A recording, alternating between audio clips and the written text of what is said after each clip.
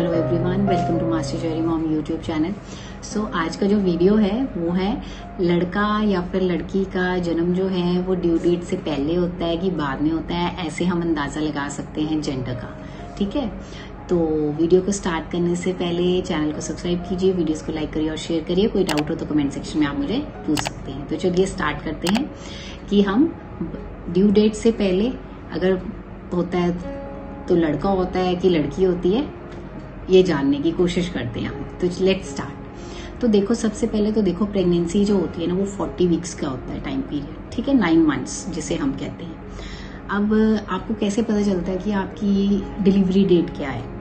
तो जैसे आपका पीरियड का जो फर्स्ट डे होता है ना, उसको फर्स्ट डे ऑफ प्रेगनेंसी कह दिया जाता है। ठीक है, जैसे देखो इस मंथ है, मुझे साइकिल आया, ठीक है, और नेक्स्ट मंथ जुलाई में मुझे साइकिल नहीं आया, तो मेरा जून का, जैसे 1 जून को अगर मेरा साइकिल आया है और जुलाई की 1 को मेरा साइकिल नहीं आया, या फिर आप कह लीजिए जून की 28 को मेरा साइकिल नहीं आया है, तो 1 जून से ही मेरा प्रेगनेंसी काउंट होता है। 1 जून से मेरा फर्स्ट मंथ काउंट हो गया प्रेगनेंसी का। ठीक है, तो आप फर्दर आप ऐसे काउंट करिए कि 1 जून फर्स्ट मंथ है, जुलाई, अगस्त, सितंबर, अक्टूबर, नवंबर, दिसंबर, जनवरी, मार्च।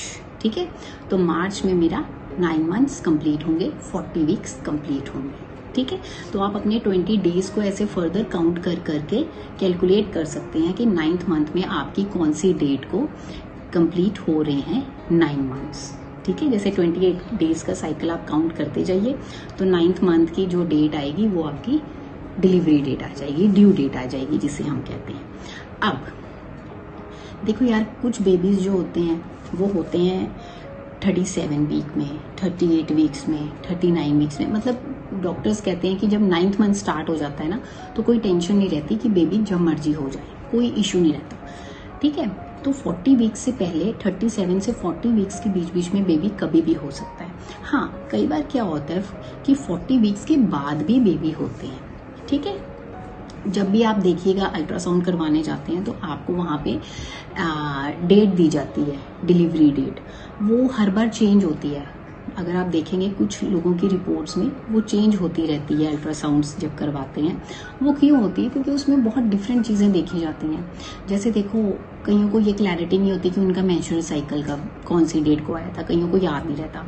मैंने तो अपना पूरा रिकॉर्ड रखा हुआ है, मैं लिख के रख लेती हूँ कि किस मंथ में मुझे कौन सी डेट को साइकिल आया। ठीक है, और कई बार क्या होता है कि ये इस चीज़ के बेसिस पे भी होता है कि बेबी की ग्रोथ कैसी है, उसकी ग्रोथ टाइम टू टाइम हो रही है, जिस टाइम बाउंडेशन में होनी चाहिए कि नहीं होनी चाहिए, उसके बेसिस पे भी डेट चेंज होती रहती है। ठीक है, सो अब देखिए, फर्स्ट चीज़ क्या है कि 80% बच्चे जो है ना वो ड्यू डेट से पहले ही पैदा होते हैं। ठीक है, फॉर एग्जाम्पल अगर आप मान लीजिए कि मेरी मार्च की 1 जो है वो मेरी ड्यू डेट है, तो बेबी जो है मैक्सिमम 80% लोगों का पहले ही पैदा होता है 40 वीक्स से।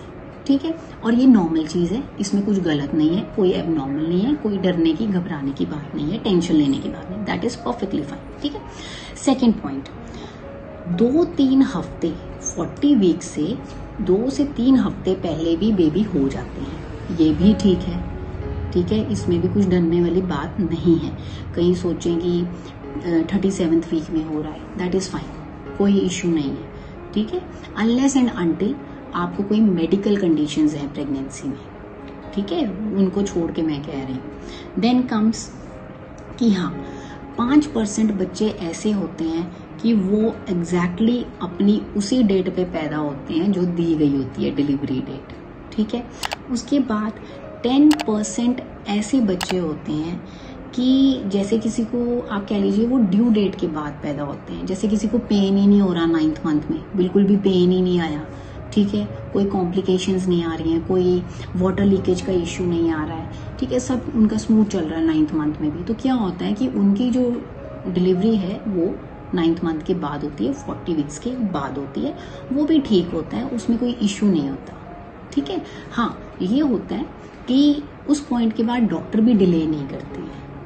ठीक है, वो खुद ही अपने आप या आपको आर्टिफिशियल पेन्स देंगे एंड आपकी डिलीवरी कर देते हैं। ठीक है, फॉर एग्जाम्पल जब मेरा हुआ था, मेरी डिलीवरी होनी थी 18th ऑफ जुलाई की, लेकिन मेरा बेटा जो बॉर्न हुआ वो हुआ 13 जुलाई को।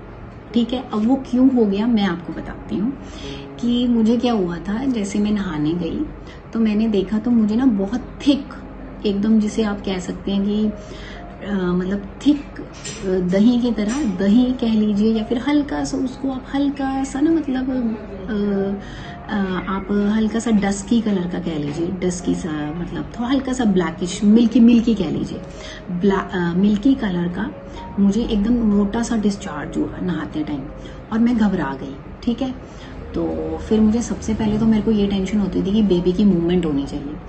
तो मैंने वॉशरूम में बाथरूम में मैं नहा रही थी तो and I started talking to my baby, stomach के ऊपर मैंने हाथ फेरना शुरू कर दिया और मेरा बेबी मूव कर गया। मैंने भजन भी सुनाया इसको, बेबी को, अपने को।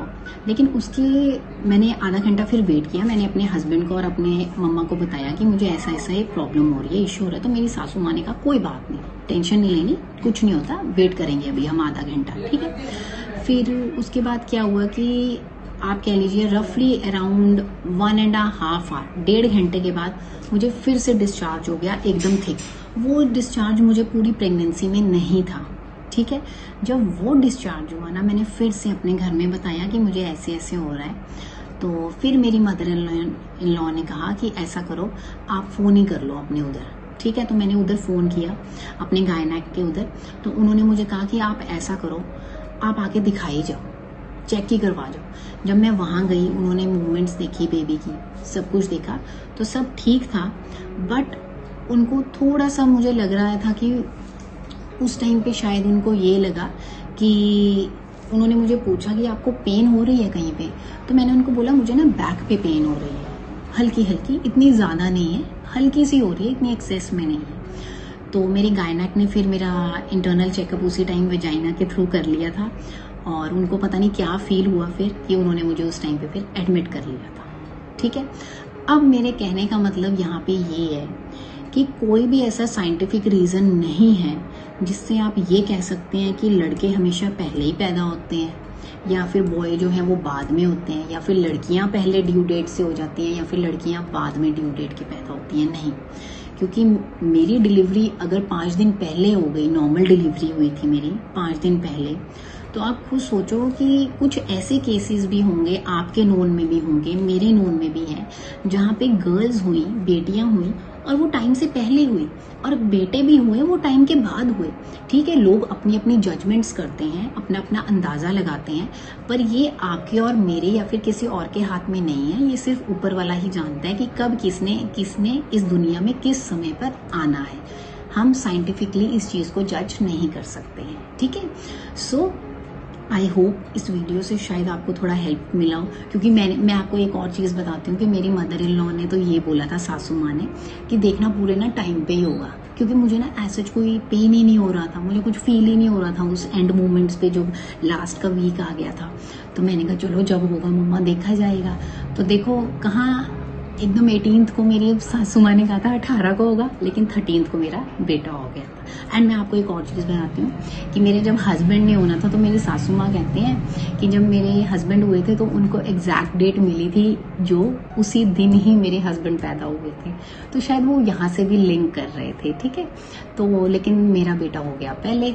सो आप इन चीज़ों से नहीं जज कर सकते हैं कि कब कौन पैदा होगा, है ना। सो आई होप ये वीडियो आपको अच्छा लगा होगा एंड मिलते हैं नेक्स्ट वीडियो में। जाने से पहले चैनल को सब्सक्राइब कीजिए, लाइक करिए और शेयर करिए। कोई डाउट हो तो कमेंट सेक्शन में आप मुझे पूछ सकते हैं। So till then take care, thank you and bye bye.